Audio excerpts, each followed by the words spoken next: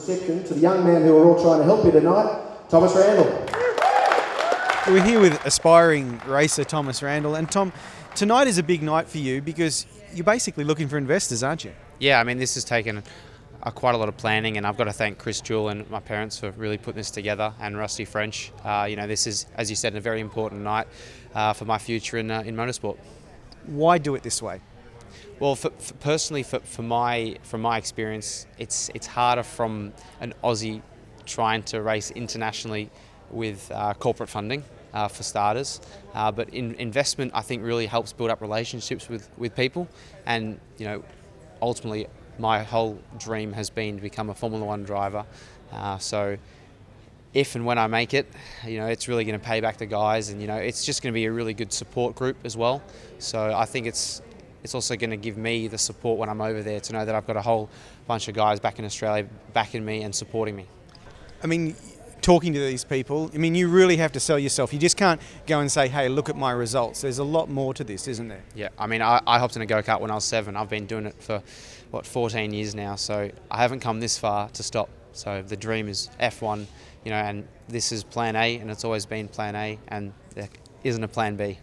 And also, it's what you want. You have to really instill in these people that this is not just your dream, it's your passion, it's everything to you, isn't it? Yeah, I mean, firstly, moving overseas last year was a big decision, but it's one of those sacrifices you have to make, and even the diet, the training every day, it's if you want to be a driver, those are just some of the things you have to do. And for me, like you said, this is my life, and all that consists of my life. Some people, motorsport is just a tiny thing they watch on the weekend, but for me, it's 100, nearly 110%.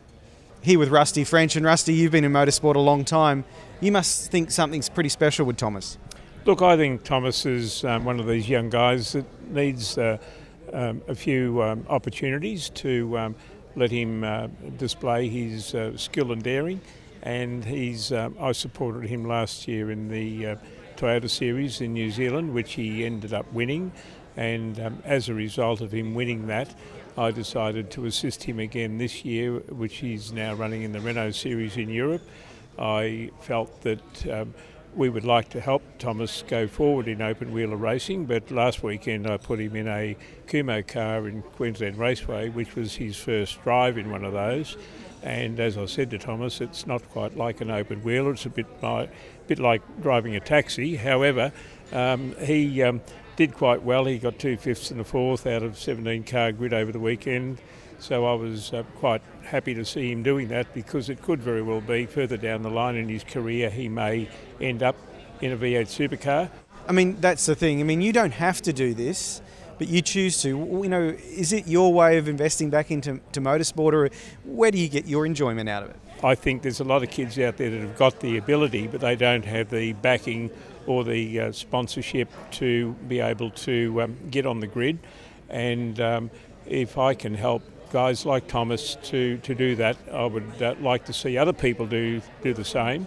But if you think about it, if we don't start helping some of these young kids on the way through, as our drivers do tend to retire out of the competitive series, we're going to be short on for drivers. So I think it's important to help these kids, because if you go back to Mark Winterbottom and Whincup, and most of those guys started in karts, went into Formula Fords, and then progressed into V8 supercars. So I think it's a natural progression that we need to be mindful of.